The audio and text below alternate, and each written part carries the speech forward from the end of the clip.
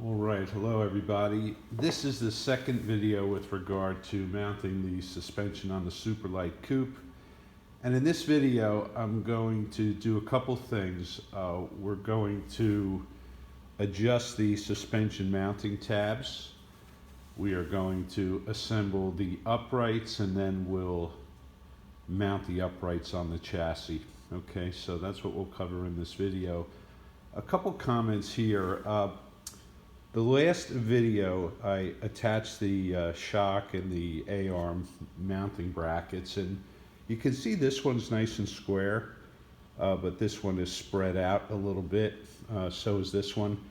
This one I've already squared up. So the way the suspension works is you use a 1/2-inch bolt on top, 5/8 inch bolt on the bottom, and you slide it into the mounting tab. You want to make sure you're using bolts where the shoulder spans the ends of the bracket. In some situations the bolt was just a tad too short, so I got a couple more bolts. But anyway, what I'm going to do is I have a thinner bolt, a 3/8 inch bolt with some washers, and I'm just going to really tighten it up and just sort of squeeze it to the point where the 1/2 inch bolt can slide in without any binding. Okay, so that's what I'll do next, and then we'll move on to the rest of the installation. All right, well, here's a little work in process. You can see this one is nice and square now. This one I did before. I'm doing this one now, so you can see I just sort of pinch it in a little bit, and then I'll release this, and it'll look like this one. Okay, this works pretty good. I mean, is this step 100% necessary? Probably not, but I don't want, you have to be able to take these bolts out to adjust the camber when you're aligning the car. And if you can't get the bolt to slide in and out and need to use like a hammer, you don't really have any room in here to do that. So I'd rather have the bolt slide in and out a little more freely. Another approach other builders do is they tighten these up, and then they actually loosen these up to adjust the camber. But I just figure we would use the bolts and take them out to do that particular adjustment.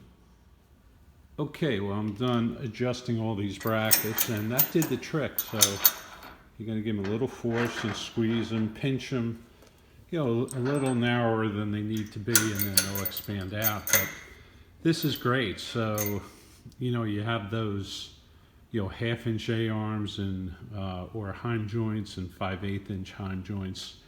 And if I need to adjust the camber, you slide this bolt out, you give it a couple turns on the control arm for the heim joint, and then you put it back in, and this will work out good. So the next thing I have to do, let's cruise around over to the front. Well, let's see. Stuff in the way here, but a couple things. One thing to note, I torqued all these up, and it turns out I have no way of getting the bolt in for the top shock mount. So these are just too close together, so I'll have to take this off and then put a bolt in. But you can see these bolts are pretty close together, so there's a couple areas where I have to cut down the threads.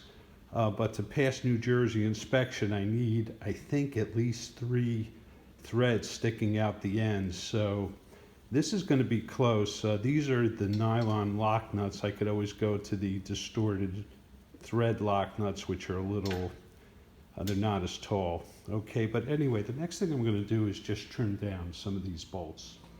Okay, this is the technique I use for cutting these bolts down. I just don't simply put them in a vise or use a Dremel because you can wind up getting a pretty steep angle on the top of the bolt, and I just want it to be clean. So I basically measure how much of the bolt I want to take off with a micrometer. This like 14 millimeters, and then I just use a hand hacksaw and hack the end off, and you can see here, that comes out really straight. And then what I'll do is I'll rotate this slowly and use a Dremel just to put a little bevel on the tip of it, and I'll show you that next. Okay, well, we got our bolts cut down, Let's see, a couple comments here. I mean, the technique I used was good. You know, I just want to make every part look professional, so I beveled the edge a little bit. I ground it down. After I used the nut as a guide with the hacksaw, you know, it really protects you from gashing up the threads, so they came out good. I'm going to coat these with some primer and then some gold paint just so they don't rust. These two here are just a tad shorter than the other ones. These will be the shock bolts, and I'll actually need to go to distorted thread lock nuts to show enough threads for New Jersey inspection, and I should be good, but these will fit in just fine. Okay, well, for the sake of completeness, this is what the bolts look like after I painted them up with the primer and the gold paint. You know, they look good. You know, want every part to look good. Like I say, when you build a kit car, you tend to obsess over every part. And this shows the bolt spacing for the front suspension.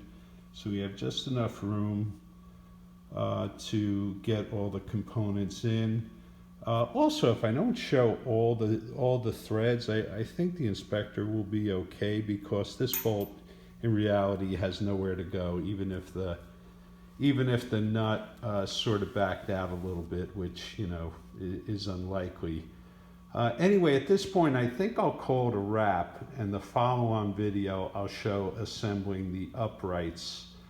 I've actually assembled the uprights at this point. I ran into a couple, I would say, beginner issues, some things I should have anticipated that I didn't, but I'll save that for the next video.